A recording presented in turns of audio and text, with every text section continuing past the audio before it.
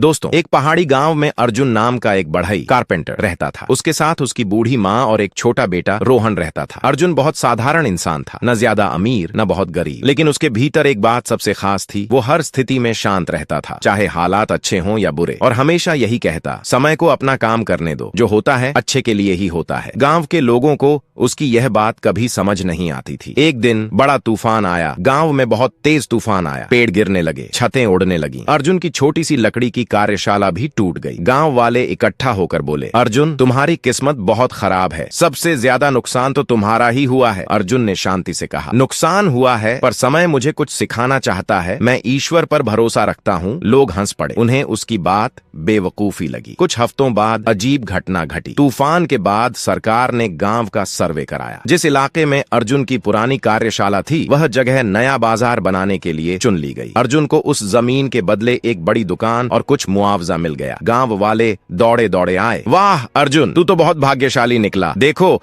गरीब से सीधा दुकानदार बन गया। अर्जुन मुस्कुराया और बोला, भाग्य एक पल में ऊपर ले जाता है और एक पल में गिरा देता है। इसलिए न ज्यादा खुशी न ज्यादा दुख, बस भरोसा कि जो हो रहा है उसमें भी कोई कारण है। फिर से लोगों को उसकी बात समझ नहीं आई, लेकिन कहानी यहीं खत्म नहीं हुई। नई दुकान खुल गई, काम बढ़ने लगा। रोहन भी दुकान पर हाथ बंटाने लगा। एक दिन रोहन भारी लकड़ी का तख्ता उठाते उठाते फिसल गया और उसका कंधा गंभीर रूप से घायल हो गया। डॉक्टर ने कहा, इसे कई महीनों तक आराम करना होगा। गांव वाले फिर इकट्ठा हुए। देखा अर्जुन, ज्यादा कामयाबी भी नुकसान कर गई। अगर दुकान न होती तो बेटा घायल नहीं होता। अर्जुन ने गहरी सांस ली और बोला, दुखी हूँ पर परेशान नहीं। समय जो करवाता है वह हमेशा कुछ सिखाने के लिए करवाता है। लोगों को यह बात फिर पागलपन लगी। कुछ समय बाद बड़ा युद्ध छिड़ गया। पास के राज्य में युद्ध शुरू हो गया। सरकार ने आदेश दिया, 18 से 25 वर्ष के सभी युवाओं को सेना में भर्ती किया जाएगा। गांव के सारे युवाओं को ले जाया गया, लेकिन रोहन घायल था, इसलिए उसे भर्ती नहीं किया गया। गांव वाले रोते हुए बोले, अर्जुन, तेरा बेटा बच गया। हम नहीं जानते हमारे बच्चे वापस आएंगे भी या नहीं। उनकी आंखों में दर्द था। अर्जुन ने सिर्फ इतना कहा, शायद इसी दर्द से समय हमें धैर्य सिखाना चाहता है। महीनों बाद युद्ध खत्म हुआ। गांव के कई बेटे वापस नहीं लौट पाए, कई घायल हो गए। गांव का माहौल पूरी तरह बदल गया। लोगों ने पहली बार अर्जुन की बातों में सच्चाई महसूस की। वे उसके पास आए और बोले, अर्जुन, तुम हर स्थिति में शांत रहते हो, न खुशी में उछलते हो न दुख में टूटते हो। तुम ऐसा कैसे कर लेते हो? अर्जुन मुस्कुराया। अर्जुन ने 3 बातें समझाई। पहली बात, किसी घटना को तुरंत अच्छा या बुरा मत कहो। उसने कहा, जीवन कोई छोटा सा वाक्य नहीं, यह पूरी किताब है। एक पन्ने को देखकर पूरी किताब का फैसला नहीं किया जा सकता। आज जो दुख है वही कल आशीर्वाद बन सकता है, और आज जो खुशी है वही कल परीक्षा भी बन सकती है। दूसरी बात, लोगों की बातों पर कंट्रोल मत होने दो। अगर खुशियां लोगों की तारीफ पर टिकेंगी तो दुख उनकी आलोचना पर टिक जाएगा। जब अपनी खुशी का रिमोट दूसरों के हाथ में दे देते हो तो मन बेचैन होना तय है। तीसरी बात, जीवन का कंट्रोल परिणाम में नहीं कर्म में है। हम यह तय नहीं कर सकते कि कल क्या होगा, पर यह जरूर तय कर सकते हैं कि आज हम कैसा सोचते हैं, कैसा बोलते हैं और कैसे कर्म करते हैं। आखिर में अर्जुन मुस्कुराया और बोला, जब हम अपने कर्म अच्छे रखते हैं